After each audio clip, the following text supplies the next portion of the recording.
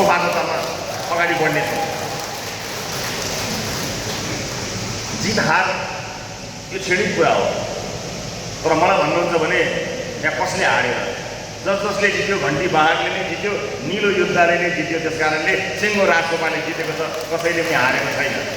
थोरै अलिकति प्रतिस्पर्धा गर्दा हामीलाई कहीँ कतै अलिकति मनमा थोरै असहजता त हुन्छ होला, तर त्यसबाट अब माथि उठ्नुपर्नेछ, किनभने पार्टीमा यति धेरै जिम्मेवारीहरू छन् कि जिम्मेवारीहरू पुरा गर्नको निमित्त अब यो हलबाट बाहिर निस्किएपछि हामी निकै अगाडि बढ्नुपर्ने हुन्छ।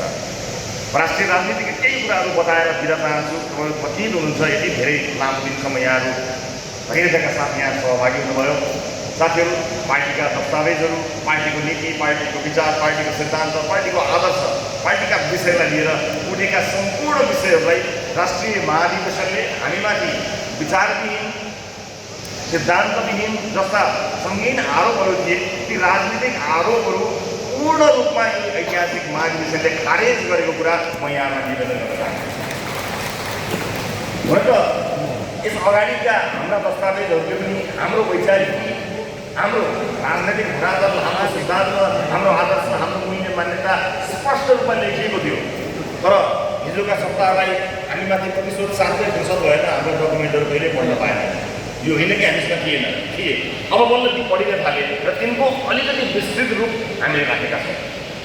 म सबैजनालाई विश्वस्त हुनको निमित्त अनुरोध गर्न चाहन्छु। एउटा सत्तारूढ राजनीतिक दल, भर्खरै आएको राजनीतिक दल, राजनीतिक अपरिपक्वता र कहीँ कतै मेरा लगायत हामी साथीहरूले गर्ने अभिव्यक्ति, हाम्रा व्यवहार, हाम्रो संसदीय अभ्यास, हाम्रो पार्टीगत अभ्यास, यी सबै कुराहरूले यिनीहरू अहिले हालातै छन् कि यिनले कहीँ कतै अप्ठ्यारोको पार्छन् कि लोकतन्त्रप्रति यिनीहरूको प्रतिबद्धता अप्ठ्यारो पर्ने त होइन, कतै लोकप्रियताका आडमा यिनीहरू रहने त होइन, यिनीहरू गम्भीर छैनन् कि दुर्घटना पो हुन्छ कि भन्ने प्रश्नहरूको हामीले व्यापक सामना गर्नु परेको छ।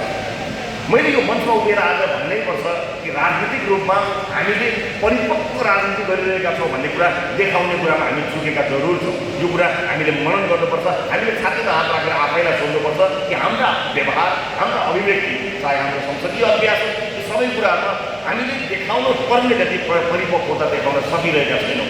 यो कुरा पक्का हो, तर हाम्रो नियत, हाम्रो देशभक्ति, हाम्रो राष्ट्रभक्तिमा किञ्चित शङ्का नगर्नु होला। कसैलाई शङ्का नगर्नुको निमित्त म निर्धक्क हुनको लागि अनुरोध गर्न चाहन्छु।